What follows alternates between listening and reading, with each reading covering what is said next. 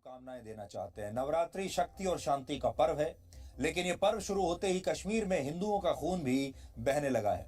कुछ दिन पहले आपको याद होगा, हमने इस बात की पूरी आशंका जताई थी कि जो कुछ काबुल में हो रहा है, अफगानिस्तान में हो रहा है, वो एक दिन कश्मीर में भी हो सकता है। और अब हमारी वो आशंका सच साबित हो रही है। कश्मीर में पिछले 3 दिनों में आतंकवादी 5 लोगों की हत्या कर चुके हैं। इनमें से 4 अल्पसंख्यक हैं, जिनमें 3 हिंदू और 1 सिख हैं। वैसे तो हम कभी ये बात कहते नहीं है कि किसी को भी धर्म के हिसाब से देखा जाना चाहिए, क्योंकि हत्या तो हत्या ही होती है और सबका जीवन उतना ही कीमती है। लेकिन आज ये बात आपको इसलिए बता रहे हैं क्योंकि यहाँ पर जो हत्याएं की जा रही हैं वो धर्म के आधार पर हो रही हैं। कश्मीर में हिंदुओं और सिखों को अब चुन चुन कर मारा जा रहा है। आज कश्मीर में मारे गए हिंदुओं के परिवार की बातें जब आप सुनेंगे तो आपका खून खौल जाएगा। इनकी बातें सुनकर आपको समझ में आएगा कि ये आतंकवादी चाहते हैं कि कश्मीर में किसी और धर्म का कोई भी व्यक्ति ना रहे, दूसरे धर्म का कोई व्यक्ति यहाँ नौकरी ना कर सके, अपने बच्चों को यहाँ पढ़ा ना सके, अपना घर वहां पर बसा ना सके। सबसे पहले आतंकवादियों से डरे नहीं, और शायद यही वजह है कि आतंकवादियों ने अब उनकी हत्या कर दी। कश्मीर में पिछले 72 घंटों में 5 लोगों की हत्या की जा चुकी है, और ये कोई इत्तेफाक नहीं है, और ये सब कुछ धर्म के आधार पर हो रहा है। एक खास धर्म के लोगों को डराया जा रहा है, हिंदुओं को, सिखों को वहां पर डराया जा रहा है, मारा जा रहा है। और आतंकवादियों का साफ संदेश ये है कि यहां पर सिर्फ एक ही धर्म के लोग रहेंगे।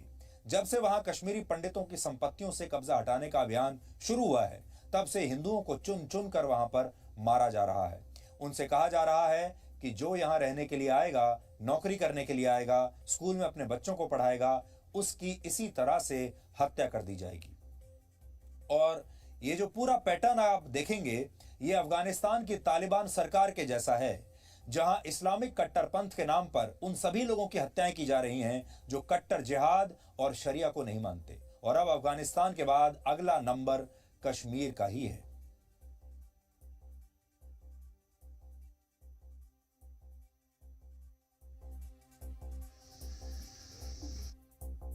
एक तो यहाँ से हैट्रेड है कि हिंदू को भगाओ, मेन तो यही है कि हिंदू को भगाओ। हिंदू भगा के आपने 57 इस्लामिक कंट्रीज है, वहाँ पे आपस में लड़े तो क्या मिला आपको? डर तो है ही। अगर आपको कोई आपके अपने को कोई बंदूक से गोली मारेगा, डर तो है ही। डर क्यों नहीं है? हम तो इधर बहुत मुसीबत में है, लेकिन थे ठीक।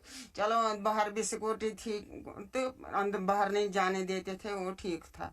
लेकिन अब जब बहुत सारे गाड़ी इधर निकले, हमें डर लग रहा है। हमें बोलता है ये बैठो बैठो बैठो, लेकिन कहाँ बैठेंगे?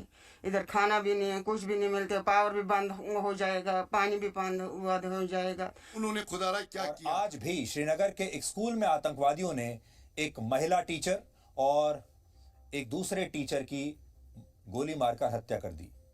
इन लोगों का कसूर सिर्फ इतना था कि ये गैर मुस्लिम थे। इनमें एक स्कूल के प्रिंसिपल सतिंदर कौर सिख थी और एक दूसरे अध्यापक दीपक चंद हिंदू थे। यानी अब स्कूल के अध्यापकों को भी अपना निशाना बनाया जा रहा है। एक महिला अध्यापक की हत्या हुई और एक दूसरे पुरुष अध्यापक की भी आज हत्या कर दी गई। एक सिख उसमें थी और दूसरे हिंदू थे। आतंकवादियों ने दोनों को बहुत पास से, पॉइंट ब्लैंक रेंज से गोली मारी, जिससे ऐसा भी लगता है कि कश्मीर में आतंकवादी ये एक तरह की टारगेट किलिंग कर रहे हैं। यानी चुन चुनकर गैर मुसलमानों और सिर्फ हिंदुओं को ही मारा जा रहा है। आतंकवादियों ने कश्मीर में रहने वाले हिंदुओं की एक लिस्ट बनाई है कि कब, किसे और कैसे मारना है। हम ऐसा इसलिए कह रहे हैं क्योंकि 5 अक्टूबर को जिस दिन श्रीनगर में एक कश्मीरी पंडित की हत्या हुई, उसके 1 घंटे के बाद ही आतंकवादियों ने अवंतीपुरा में भी वीरेंद्र पासवान नाम के एक और व्यक्ति की हत्या की। वीरेंद्र पासवान बिहार के रहने वाले थे और अवंतीपुरा में वो एक ठेला लगाते थे, यानी मजदूरी करते थे और डेली वेजर थे। सोचिए उनसे किसी की क्या दुश्मनी हो सकती है। उन्हें सिर्फ इसलिए मारा गया क्योंकि वो हिंदू थे, एक दूसरे राज्य से काम करने के लिए, रोजगार के लिए कश्मीर आए थे। और आप तो जानते हैं, अब भारत सरकार सब लोगों को ये कह रही है कि आप कश्मीर में जा सकते हैं, आप वहां पर जमीन खरीद सकते हैं, आप वहां पर रोजगार कर सकते हैं, अपना कोई बिजनेस स्थापित कर सकते हैं, फैक्ट्री लगा सकते हैं, दुकान लगा सकते हैं। और लोग जाना भी शुरू हो गए थे। लेकिन आतंकवादियों से यह बर्दाश्त नहीं हुआ और अब आतंकवादी वहां पर चुन चुनकर हिंदुओं को मार रहे हैं ताकि पूरे देश में संदेश जाए कि पूरे देश में से कोई भी व्यक्ति जो गैर मुसलमान हो वो बाहरी व्यक्ति कश्मीर में ना जाए और वहां पर अपना रोजगार ना ढूंढे। एक साजिश है जहाँ पर जो लोग अपना काम कारोबार करने के लिए, पेट भरने के लिए जहाँ पर बाहर से आते हैं उनको निशाना बनाने की ये एक साजिश है, ये दिखाने की कि कश्मीर में आपसी जो मेलजोल या आपस में जो लोगों का प्यार मोहब्बत जिसके साथ लोग रहते नहीं है, दहशतगर्द इसका पैमाना तय नहीं कर सकेंगे। 5 अक्टूबर को ही आतंकवादियों ने बांदीपुरा में मोहम्मद शफी लोन नाम के भी एक दूसरे व्यक्ति की हत्या की थी। आतंकवादियों को यह शक था कि यह व्यक्ति पुलिस का इन्फॉर्मर है और अपने यहाँ हिंदुओं को नौकरी दे रहा है। यानी जिन मुसलमानों की हत्या हो भी रही है वो इस आधार पर हो रही है कि अगर उनके हिंदुओं से अच्छे संबंध हैं, अगर कोई मुसलमान कश्मीर में हिंदुओं को रोजगार दे रहा है या फिर पुलिस या सेना की मदद कर रहा है तो उसकी भी हत्या की जा रही है। हालांकि अब आतंकवादी संगठनों के बीच इन हमलों की जिम्मेदारी लेने की होड़ लगी हुई है। सारे आतंकवादी ये बताना चाहते हैं कि ये हत्याएं हम कर रहे हैं और इनमें एक नया संगठन भी आज सामने आया है जिसका नाम है TRF यानी द रेजिस्टेंस फ्रंट। और ये एक आतंकवाद की वहां पर नई दुकान खुली है।